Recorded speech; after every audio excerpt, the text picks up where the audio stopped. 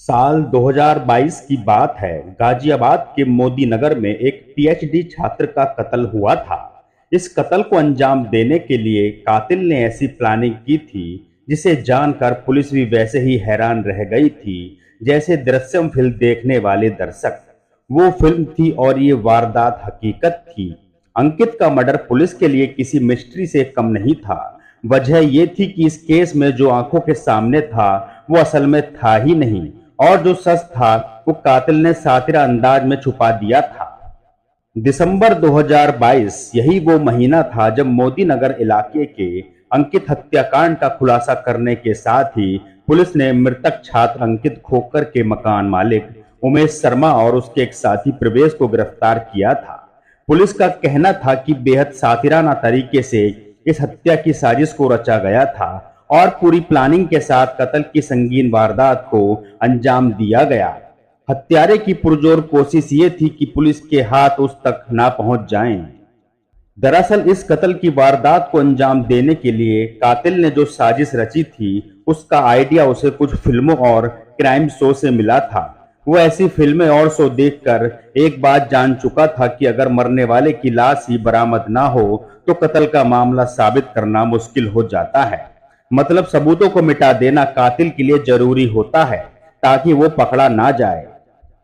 6 अक्टूबर 2022 PhD छात्र अंकित मोदी नगर में किराए के कमरे में रहता था। उस दिन अंकित का कत्ल उसके कमरे में ही किया गया था। हत्या से पहले प्लान के तहत अंकित को नशीला पदार्थ दिया गया था जिससे अंकित बेहोश हो गया और फिर उसका गला दबाकर हत्यारोपी उमेश ने उसे मौत के घाट उतार दिया था। हत्या के बाद उसने कमरे की साफ सफाई भी की थी और 2 महीने तक बेहद सातिर तरीके से हत्या के इस राज को पुलिस और लोगों से इस तरीके से छुपा कर रखा था कि किसी को शक नहीं हुआ। जिस मकान मालिक उमेश शर्मा ने इस कत्ल की वारदात को पेशेवर अंदाज में अंजाम दिया था वो महज 12वीं पास है, लेकिन उसने रुपयों के लालच में ऐसी खौफनाक साजिश रची कि जांच करने वाली पुलिस भी हैरान रह गई थी। गिरफ्तार मकान मालिक उमेश शर्मा पहले एक हड्डी रोग विशेषज्ञ डॉक्टर के पास कंपाउंडर का काम किया करता था, जहां वह आरी की मदद से टूटे अंग पर चढ़ाए गए प्लास्टर को काटने का काम करता था। पुलिस को तफ्तीश के दौरान पता चला था कि हत्या की इस वारदात के सबूतों को मिटाने के लिए उसने आरी का इस्तेमाल किया था और अंकित की लाश को 3 टुकड़ों में काट डाला था। पुलिस के अनुसार करीब 24 घंटे तक अंकित की लाश के वो 3 टुकड़े कातिल के घर पर ही पड़े रहे थे। 7 अक्टूबर 2022 अंकित की हत्या के अगले दिन आरोपी उमेश शर्मा ने अपने एक दोस्त की कार मंगाई, फिर लाश के टुकड़ों को पैकिंग पॉलिथीन में भरकर कार में रखा और घर से निकल पड़ा। उसका मकसद लाश के तीनों टुकड़ों को ठिकाने लगाने का था। सबसे पहले वो खतौली के करीब गंग नहर पहुंचा और वहां एक टुकड़ा नहर में फेंक दिया। फिर वो मसूरी में गंग नहर पहुंचा और दूसरा टुकड़ा वहां फेंका। अब तीसरा टुकड़ा ठिकाने लगाने के लिए वो मसूरी गंग नहर से ईस्टर्न पेरिफेरल एक्सप्रेस वे पर एक सुनसान जगह पहुंचा और लाश का तीसरा आखिरी टुकड़ा उसने वहां ठिकाने लगा दिया।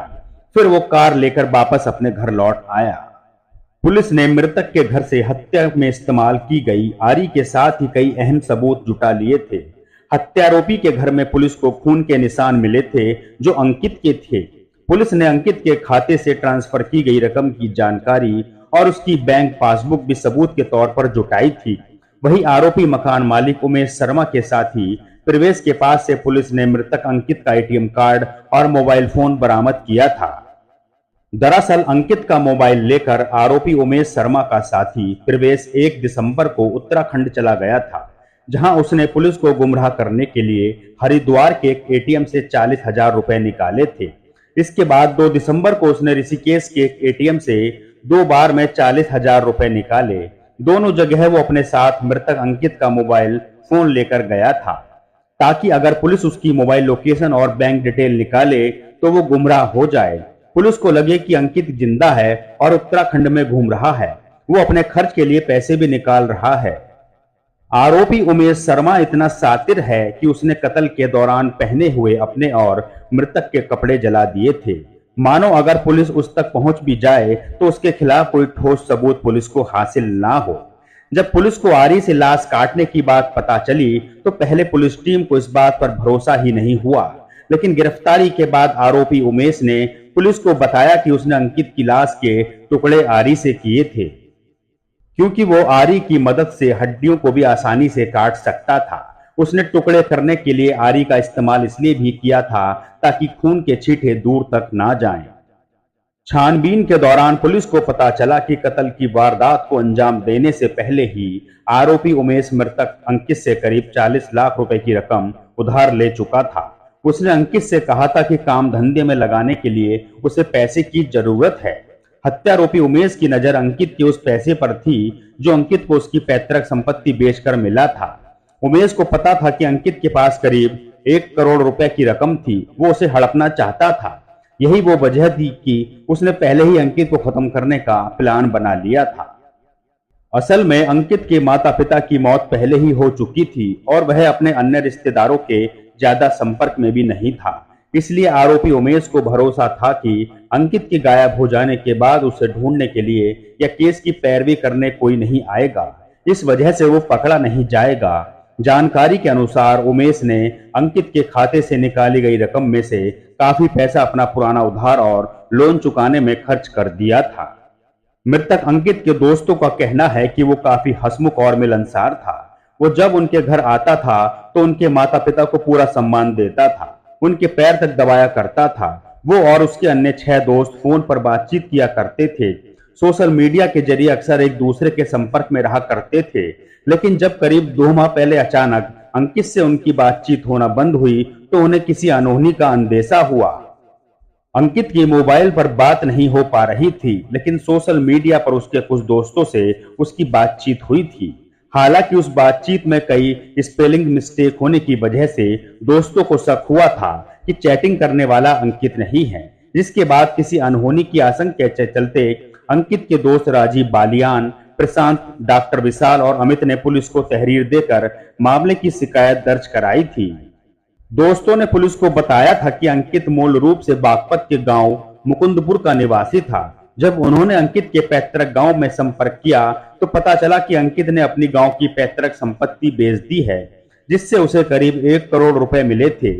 ये जानकर दोस्तों को लगा कि हो सकता है पैसों के लालच में उसके साथ कुछ गलत न हो गया हो। तब उन लोगों ने आपस में सलाह मशवरा करके स्थानीय पुलिस से शिकायत की तहरीर दी थी।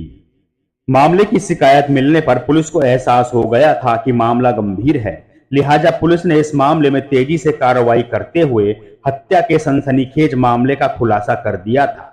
अंकित हत्याकांड के इस खुलासे से उसके दोस्त भी काफी हैरान हैं। उनका कहना है कि अंकित पीएचडी कर रहा था और काफी होनहार छात्र था। वो विदेश जाकर आगे की पढ़ाई करना चाहता था। इस हत्याकांड का खुलासा हो जाने के बाद पुलिस ने आरोपियों से लंबी पूछताछ की, जिसमें उन्होंने अपना जुर्म कबूल कर लिया था। तो रियल मर्डर की कहानी थी गाजियाबाद के मोदी नगर में अंकित हत्याकांड की। कैसे इसमें अंकित की लाश के 3 टुकड़े करके उन्हें अलग अलग जगहों पर फेंका जाता है। अगर आपको आज की क्राइम की स्टोरी अच्छी लगी है तो कमेंट्स बॉक्स में जरूर बताएं, और अगर आपने हमारा चैनल अभी तक सब्सक्राइब नहीं किया है तो चैनल को सब्सक्राइब करें। इसी के साथ नोटिफिकेशन की बेल आइकन को प्रेस करें, जिससे आपको हमारी आगे आने वाली और क्राइम की स्टोरी की अपडेट मिल सके। चलिए मिलते हैं आपसे अगली और क्राइम स्टोरी के साथ, तब तक के लिए नमस्कार।